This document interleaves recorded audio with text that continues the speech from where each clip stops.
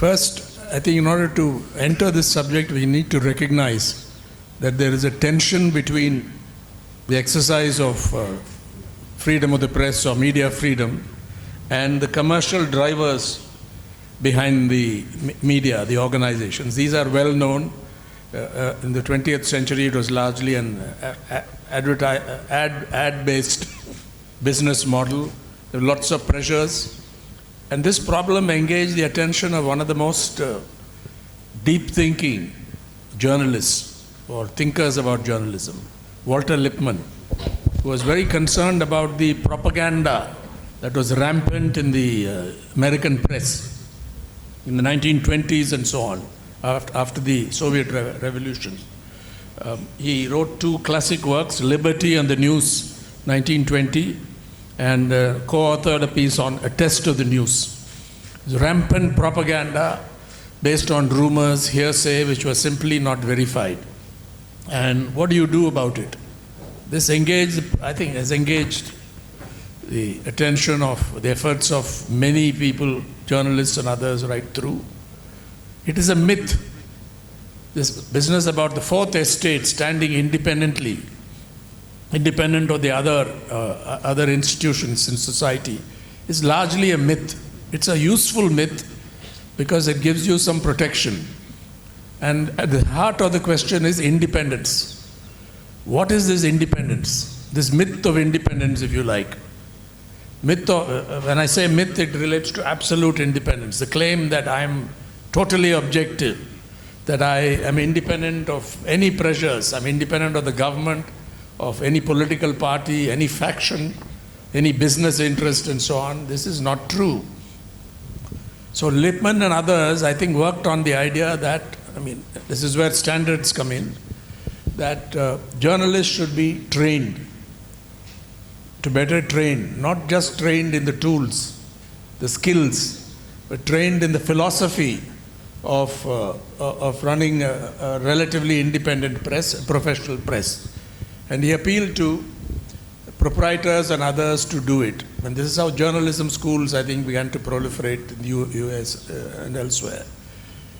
The issue is not resolved, but progress has been made. So we work with the proposition, many of us here, Arun Ram, I'm sure, will be able to speak to this, that one safeguard or relative safeguard, not fully reliable, against these pressures is professional practice, professional ethics, standards, that truth-telling.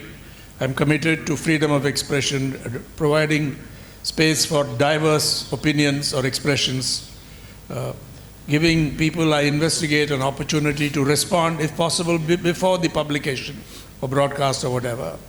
These are some of the principles. And then sourcing, use of anonymous sources, because I find this has become an epidemic in the media in many countries. I was recently in London, and there was a BBC whole exercise on, it's called the Trusted News Initiative, of which I'm part.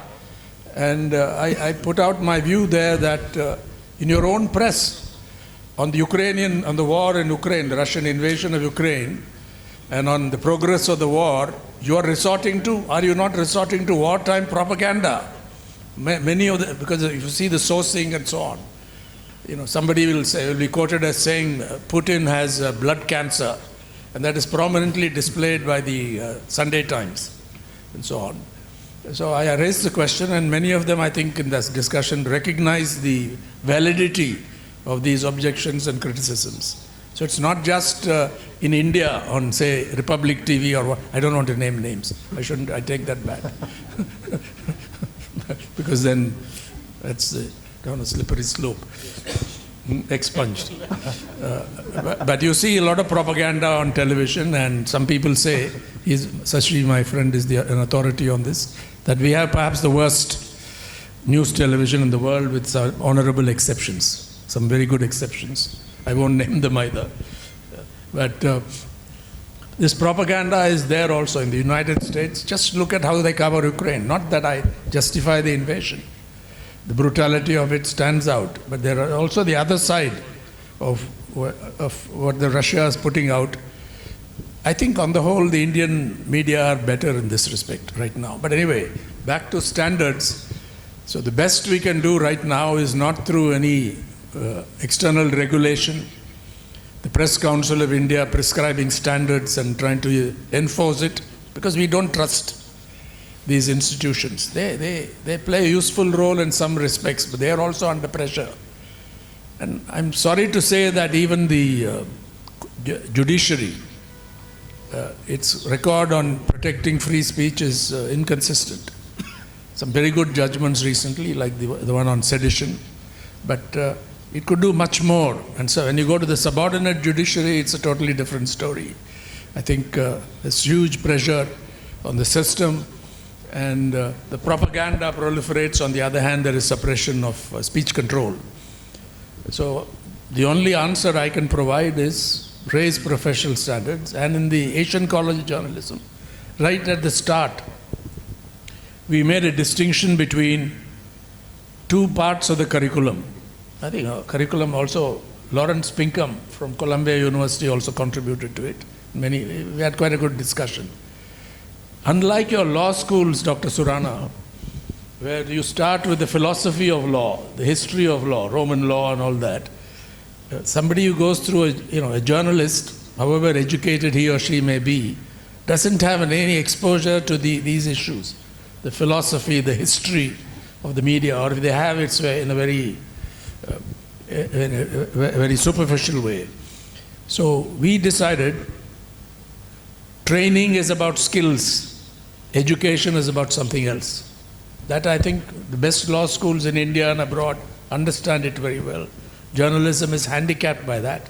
And at the ACJ, we have tried to respond to this.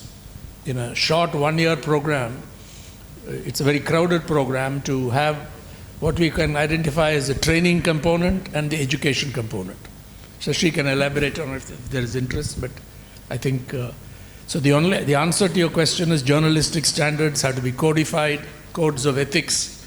You can have mechanisms like a full-time internal ombudsman for media organizations that can afford it, called a reader's editor or public editor, but an ombudsman who's independent of the editor to blow the whistle on inaccuracies, on malpractices and so on. If these things can be built into the structure, I'll even be for a law which requires a credible self-regulatory mechanism in an organization, but I wouldn't advocate it yet for India. We'll wait and see. But you can think about it and work it out. Like the Levison recommendations in the UK, a credible, independent, self-regulatory mechanism underscored by statute. But that was shot down in the UK as well, because I think people are very suspicious of governments getting into it, and we would certainly be very suspicious, without naming names, that in the present environment for political expression, any external regulation beyond what you already have, the statutory press council, PCI, will be acceptable to us.